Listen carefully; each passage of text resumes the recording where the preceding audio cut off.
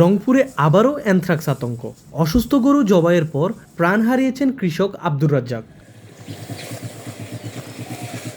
রান্নাঘরে মাংস রান্না করতে গিয়ে সংক্রমিত হয়ে মারা গেছেন গৃহিণী কমলা বেগম। পীরগাছা উপজেলায় আইইসিডিআর-এর পরীক্ষায় ১২ জনের মধ্যে ৮ জনের শরীরে অ্যানথ্রাক্স ভাইরাস শনাক্ত করা হয়েছে। সংক্রমণ ইতিমধ্যেই ছড়িয়ে পড়ছে পার্শ্ববর্তী মিঠাপুকুর ও কাউনিয়ায়। ২ উপজেলায় আরও ৩ জন নতুনভাবে আক্রান্ত হয়েছেন। স্বাস্থ্য বিভাগের হিসাব অনুযায়ী শুধু পীরগাছাতেই আক্রান্তের সংখ্যা ছাড়িয়েছে ৫০ জন। হাতে তো মনে করো ১ মাস আগে গেছে, ১ মাস হয়েছে।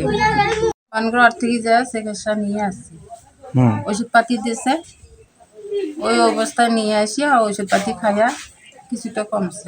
এটা কি গরুর মাংস? যে অনেকে বলতেছে গরুর মাংস খাওয়ার পরে হয়েছে। এখন কয় এলা কেমনে হয়েছে, আল্লাহ রোগ দিছে, এলা কেমনে কবার পাই। প্রথমে 2টা লগত ছোট ছোট একটু হয়েছিল, পরে আবার একটু খুসা মারছে, আউলিয়ে গেছে, পানিটা বার হয়ে গেছে। পরে আবার আস্তে আস্তে একটু দেখি বড় হল।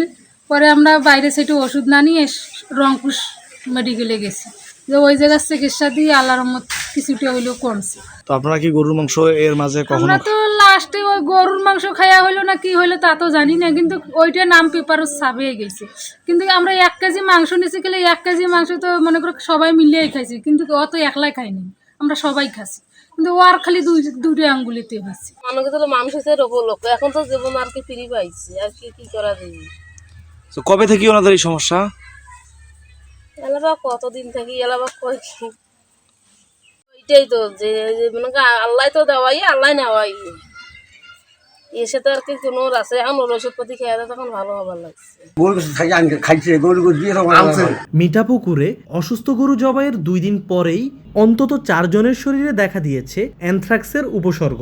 চর্মরোগের মতো দেখা গেলেও এটি ভয়ানক ব্যাকটেরিয়াল সংক্রমণ, যা সরাসরি আক্রান্ত গবাদি পশুর রক্ত, মাংস বা নাড়িভুড়ির সংস্পর্শে এলেই মানুষের দেহে ছড়ায়। সংক্রমণ ঠেকাতে রংপুর, গাইবান্ধা ও কুড়িগ্রামে শুরু হয়েছে জরুরি ভ্যাকসিনেশন ও সচেতনতা কর্মসূচি।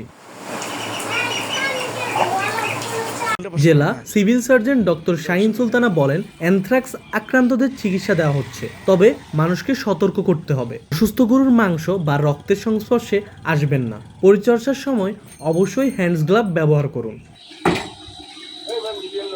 স্বাস্থ্য বিভাগ জানিয়েছে, আক্রান্তদের বেশিরভাগই সরাসরি গরু বা মাংসের সংস্পর্শে এসেছিলেন। স্থানীয়দের দাবি, গত 2 মাসে অ্যানথ্রাক্সে অন্তত 1000 গবাদি পশু মারা গেছে। অ্যানথ্রাক্স প্রতিরোধে সচেতনতা ও সতর্কতাই হতে পারে সবচেয়ে বড় প্রতিরক্ষা।